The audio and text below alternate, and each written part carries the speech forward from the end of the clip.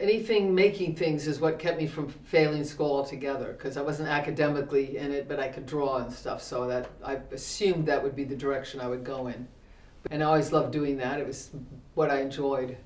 But then when I was 14, the Beatles came out, and then I just got totally sidetracked by the whole music scene in the 60s.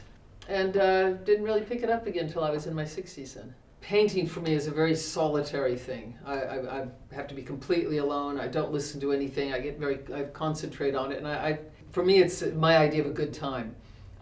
Being in a band is a whole different thing, because that incorporates other people, and you've got an audience. You know, you can make records and dance and travel around the world and stuff. I mean, there's a lot to see when you're on tour, and I really wanted to see the world. That's why I left Akron, Ohio. But when it finally came time, and I was in the house alone, I thought, I'm going to have a go at this. And I got into it so much, that's it, I just never stopped.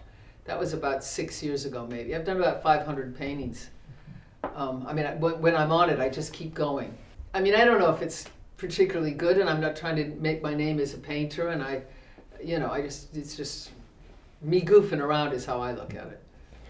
Van Gogh is, sort of my hero. The painting speaks for itself. I find it very psychedelic, and it's got a lot of humanity in it. Like I say, I don't know much about the art world, and I'm not that drawn to it.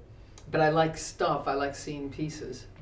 If it's in a book, or if it's in a museum, or that Matisse print that's in every student's house who ever lived on the planet Earth, there's certain things, and they have a life of their own, like a record.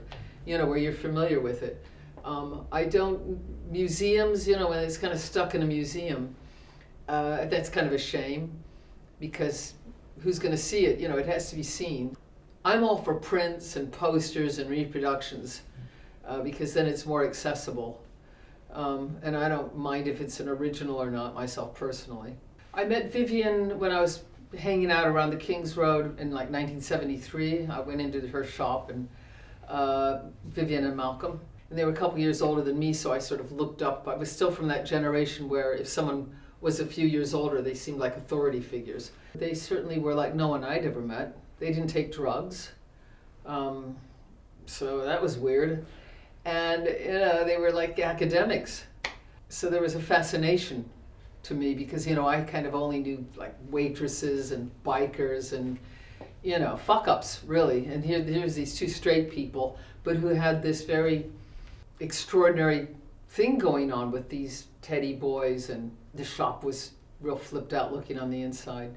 And so I got to know them, and I actually worked for them for a brief period of time before they fired me, because it was a little chaotic when I was there. I got very close to both Malcolm and Vivienne in that period. And then when I went off and started doing music, and she went off and started doing more focused on Vivienne Westwood, I actually didn't see her for about 30 years. I had a lot of her clothes. I bought them over the years, but always a big, big fan, because there was no question when I was wearing Vivienne's clothes, it really did make you feel something. And then Malcolm died, and then I reconnected with Vivienne recently, actually about 10 years ago. I got a message that they wanted to get together, so I was thrilled. And I said, yeah, come over, we'll get in. I can't cook, but we'll get an Indian.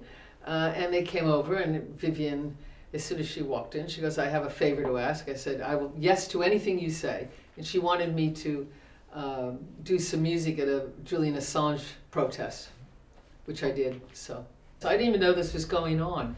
Because I like Vivienne, I will immediately say to Vivienne, anything you ask, the answer is yes. And because Andreas really was into the non-slaughter dairy thing, I feel the same. He can have anything he wants and do anything he wants with it. This is the first time I've seen this. Funny, because when a few years ago with the manager I have now, I might have sent him a picture of a couple paintings I was doing and said, I've been doing this on the side. And he said, I can see that as a print for a fabric. And I was quite insulted. And I was like, oh, well, whatever.